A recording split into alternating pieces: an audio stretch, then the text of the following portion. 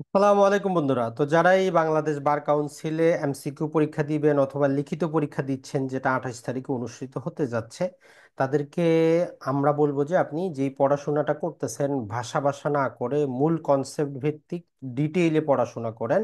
যে বিষয়টা আপনি পড়তেছেন আপনি কম পড়েন, কিন্তু ওই বিষয় সম্পর্কে বিস্তারিত পড়বেন। তাহলে আপনি অ্যান্সার করতে পারবেন, তাহলে আপনি পাশ করতে পারবেন। শুধু ভাষা ভাষা লিখে দিয়ে আসলে আপনি পাশ করতে পারবেন না। বিশেষত আইনের নামটা এবং ধারা নাম্বারটা, কোন ধারা থেকে আপনি প্রশ্নের উত্তরটা দিচ্ছেন সেটা কোনোভাবেই ভুল করা যাবে না। যারাই এই নভেম্বরে যে এমসিকিউ পরীক্ষাটা অনুষ্ঠিত হবে তারা কিভাবে পড়াশোনা করবেন, জাস্ট তাদের জন্য আমরা আমাদের এই সাতকাহন ফাউন্ডেশন একটা ব্যাচ তৈরি করেছি, যেটা মোটামুটি 4 মাস চলবে, যেখানে আমরা একদম আপনার ফাউন্ডেশনটা ঠিক করে দিব। তো তাদের জন্যই আমাদের আজকের এই ভিডিওটা, যেটাতে জাস্ট আমরা কোনো প্রকার স্লাইড শো দেখাবো না, মৌখিকভাবে আপনাদেরকে একটু বলার চেষ্টা করবো যে একটা আইনকে কিভাবে পড়বেন। যেমন ধরেন যে দেওয়ানি মামলায় আপিল রিলেটেড যে সেকশনগুলো আছে এগুলো এমসিকিউর জন্য এবং লিখিতের জন্য সবচেয়ে বেশি গুরুত্বপূর্ণ। এখন আমরা এই যে আপিল রিলেটেড যে সেকশনগুলো 96, 97, 98, 99, তাহলে সর্বপ্রথম আপনার মাথায় ঢুকে গেল দেওয়ানি মামলার আপিল গুলো আমরা 96 থেকে 98-এর মধ্যে পাবো। এটা মাথার মধ্যে বসিয়ে নিতে হবে। 4টা সেকশন আছে, 4 সেকশনে কি বলে এই কনসেপ্টটা আগে মাথায় নিবেন। এখন 96 নাম্বার সেকশনটা যখনই আপনি পড়তে যাবেন আপনি চিন্তা করবেন এই সেকশনে 3টা সাবসেকশনে বিভক্ত। প্রথম যে আমার সেকশনটা আছে এটা বলে যে অন্য কোনো আইনে বা আইনে যদি ভিন্ন রূপ কিছু বলা না থাকে, তাহলে প্রতিটা অরিজিনাল আদি মোকদ্দমা যেগুলা ডিসাইড হয়েছে এই ডিক্রিটার বিরুদ্ধে আপিল চলবে চলবে। তার মানে সহজে আপনি বলতে পারেন যে প্রতিটা ডিক্রির বিরুদ্ধেই আপিল চলবে যদি আইনে অন্য কিছু বলা না থাকে। এটা হচ্ছে আমার সাবসেকশন 1। এইভাবে 96(1) আকারে পড়বেন, কারণ এমসিকিউতে বারবার কি করে যে একদম সাবসেকশন সহ তুলে দেয়। তাহলে এখন 2 নাম্বার সাবসেকশন আপনাকে কি বলে? তো 2 নাম্বার সাবসেকশন বলে যদি ডিক্রিটা এক্সপার্টে হয়, এক্সপার্টে ডিক্রি হয়, একতরফা হয়, মানে অপরপক্ষকে শোনা ছাড়া একপক্ষীয় যদি ডিক্রি হয় সেই ডিক্রির বিরুদ্ধেও আপিল চলবে। তো আমরা বুঝলাম যে 1 নম্বরে ছিল প্রতিটা ডিক্রির বিরুদ্ধে আপিল চলবে, 2 নম্বরে হচ্ছে একতরফা হইলেও আপিল চলবে। এখন 3 নম্বরে বলতেছে যে যদি ওই ডিক্রিটা সোলে ডিক্রি হয়, আপোস ডিক্রি হয়, কনসেন্ট ডিক্রি হয়, একটা ডিক্রি অনেক নাম। সহজ কথা হচ্ছে উভয় পক্ষ যদি সম্মত হয় কোনো ডিক্রি লাভ করে, ওইটার বিরুদ্ধে আপিল চলবে না। আর ওইটার যে কয়েকটা নাম, যেমন আপোস ডিক্রি, সোলে নামা বলি আমরা, আপোস নামা, সোলে নামা, আপোস ডিক্রি, সোলে decree, consent decree, compromise decree, 4-5টা নাম আছে, এই নামগুলো মনে রাখবেন।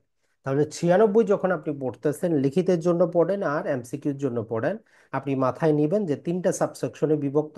প্রতিটা ডিগ্রির বিরুদ্ধেই আপিল চলে, একতরফা হইলেও আপিল চলে, তবে সোলে ডিগ্রি, আপোস ডিগ্রি, কনসেন্ট ডিগ্রি বা কম্প্রোমাইজ ডিগ্রির বিরুদ্ধে আপিল চলে না। তাহলে 96 ধারায় আপনার যত প্রকার কনফিউশন সেটা আপনি ক্লিয়ার করে নিলেন। এইভাবে একবার যদি আপনি বেয়ার অ্যাক্টের এই সেকশনটা পড়েন সারা জীবন আপনি আর কখনো ভুলবেন না। এরপরে আসি তাহলে 97 কি বলতেছে। এখন 97তে যে জিনিসটা বলে আপনাকে এটা বুঝতে হবে যে ডিক্রি জিনিসটা কি। ডিক্রি হচ্ছে যে আসলে বিচারিক আদালতের একদম চূড়ান্ত ভাবে নিষ্পত্তিকৃত আদালতের আনুষ্ঠানিক যে সর্বশেষ বক্তব্য সেটাই হচ্ছে ডিক্রি। তবে ডিক্রির কিছু প্রকারভেদ আছে। নর্মালি ডিক্রি 2 প্রকার, একটা হচ্ছে প্রাথমিক ডিক্রি আর একটা হচ্ছে চূড়ান্ত ডিক্রি। এখন এই 97 ধারাটা বলে যদি প্রাথমিক ডিগ্রি দেওয়ার পরে আপনি ওই ডিগ্রির বিরুদ্ধে কোনো সংক্ষুব্ধ হন, আপত্তি থাকে, আপিল যদি আপনি না করেন, তাইলে মামলাটা চূড়ান্ত ভাবে পরবর্তীতে যখন ডিসাইড হবে তখন ওই চূড়ান্ত ডিগ্রি যখন আপনি আপিল করবেন, তখন ওই প্রাথমিক যে ডিগ্রিটা দেওয়া হয়েছিল এইটার কারেক্টনেস নিয়ে আপনি কোনো কথা বলতে পারবেন না। উদাহরণ দিলে সবচেয়ে ভালো বুঝবেন, বাটোয়ারা মামলাগুলোতে 2টা ডিগ্রি হয়। প্রাথমিকভাবে আপনি যখন বাটোয়ারা চান তখন সেক্ষেত্রে আদালত সর্বপ্রথম এই কি করে আপনাকে ডিসাইড করে যে কে কত অংশ পাবে। প্রচলিত শব্দে আমরা বলি যে সাহাম বন্টন করা। তো ইসলামিক ফারায়েজ মোতাবেক কে কত অংশ পাবে এইটা আদালত ফাইনালি লিখে দিয়ে ডিক্রি দিয়ে দিল যে ভাই এতটুকু পাবেন, বোন এতটুকু পাবেন। এখন আপনার যদি কোনো আপত্তি থাকে আপনি তখনই আপিল দায়ের করবেন। আপনি যদি আপিল দায়ের না করেন, চূড়ান্ত ভাবে যখন ওই ডিক্রিটা নিষ্পত্তি হইল, তখন আপনি তার বিরুদ্ধে আপিলে গিয়ে বলতে পারবেন না আমি ভাই হিসাবে একটু বোন বেশি পাবো, বোন হিসাবে একটু বেশি পাবো, এই কথাটা বলা যাবে না। তাহলে 97 ধারার মূল কন্টেন্টটা কি?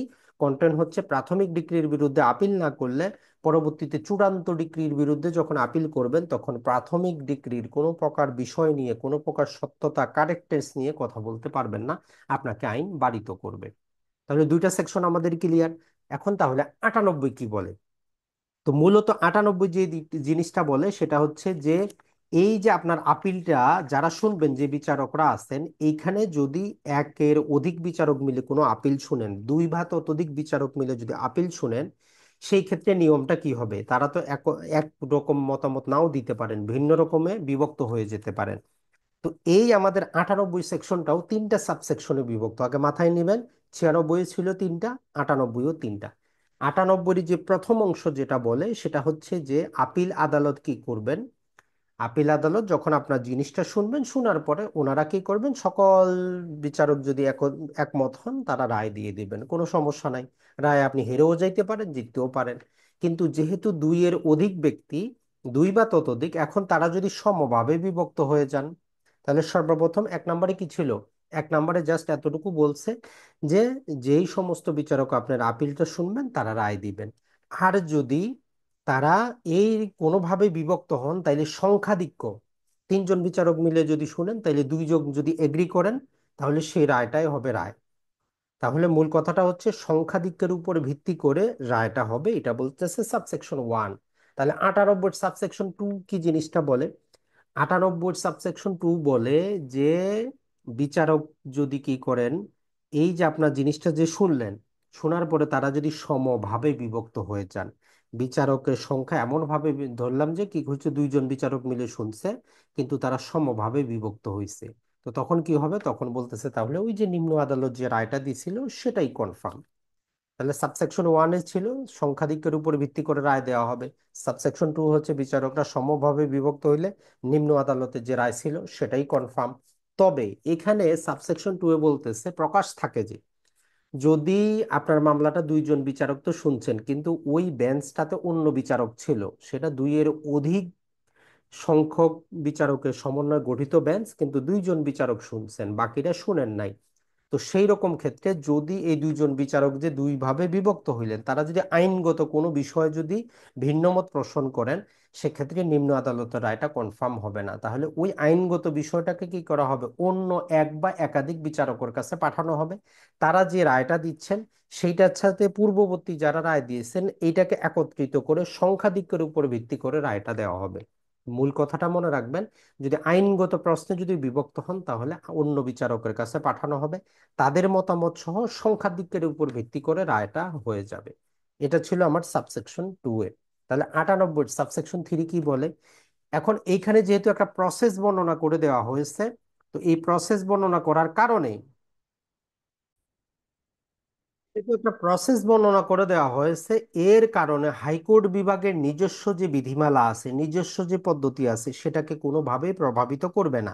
এইটা শুধুমাত্র এই ধারার কথা হচ্ছে যে এই ধারা হাইকোর্টের রুলসকে ওভাররাইড করবে না, তাদের যদি ভিন্ন কোনো নিয়ম থাকে সেটা কার্যকর থাকবে।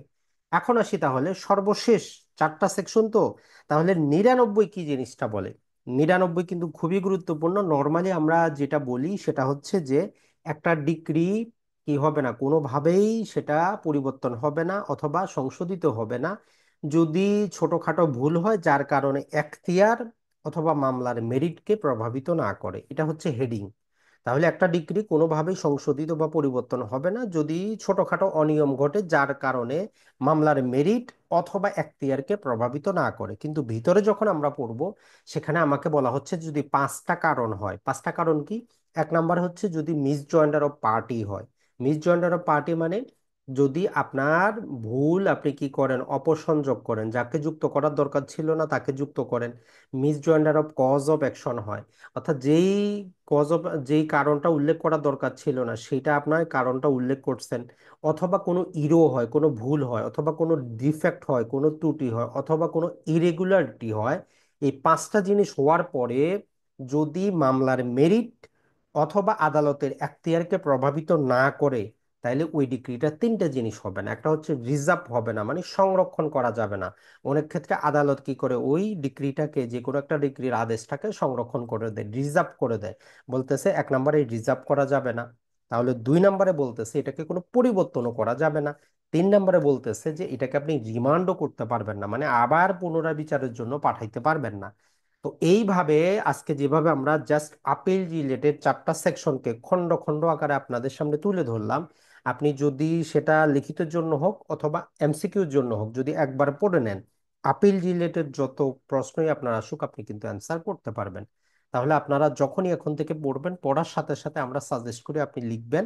যেমন ধরেন যে আপনি 96 ধারা লিখলেন, লিখার পরে 3টা টার্ম দিবেন, 96 3টা ভাগ, 96 এ 1, 96 2, 96 3, এইভাবে লিখবেন। তাহলে এখন থেকে আপনার অভ্যাসটা হয়ে যাবে। বা এমসিকিউতে আপনার সাবসেকশন চাইলেও আপনার মনে চলে আসবে। যেহেতু নভেম্বর পর্যন্ত মোটামুটি 5 থেকে 6 মাস সময় পাচ্ছেন, এখন থেকে যদি একটু সিরিয়াস হন, আপনার আইনজীবী হওয়া কেউ ঠেকাইতে পারবে না।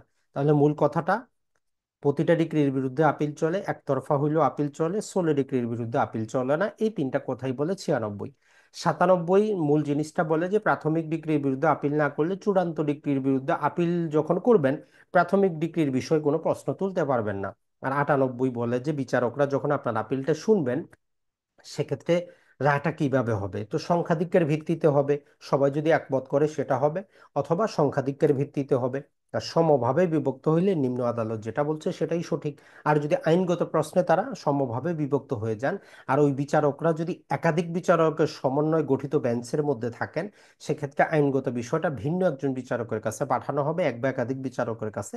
তাদের রায়ের উপর ভিত্তি করে আমরা কি করব, সংখ্যাধিক্যের উপর ভিত্তি করে রায়টা দেওয়া হবে। আর এই বিধানের কারণে হাইকোর্টের নিজস্ব যে রুলস আছে সেটাকে প্রভাবিত করবে না। আর সর্বশেষ যদি আমরা বলি, 99 কথাটাই বলে, যদি কোনো প্রকার সেখানে মেরিট অথবা এখতিয়ারের সমস্যা না হয়, তো সেই ক্ষেত্রে যত প্রকার misjoinder of party, misjoinder of cause of action, error defect, irregularity, এগুলাই হোক, আপনি ডিক্রিটাকে রিজার্ভ করতে পারবেন না, ডিক্রিটাকে আপনি ভেরি করতে পারবেন না, ডিক্রিটাকে আপনি রিমান্ড করতে পারবেন না, মানে পুনরায় বিচারের জন্য পাঠাইতে পারবেন না।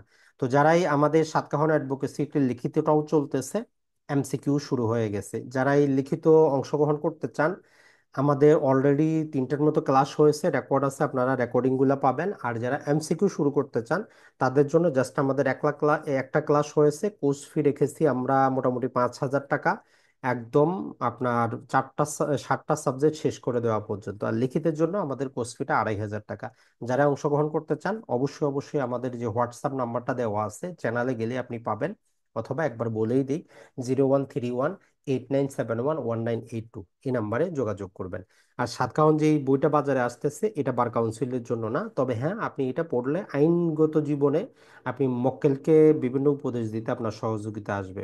আমাদের এখনো এমসিকিউ বা লিখিত বই বাজারে আসে নাই, তাই আপনারা ভবিষ্যতে হয়তো পাবেন, আপাতত নাই। ভালো থাকবেন সবাই, আসসালামু আলাইকুম।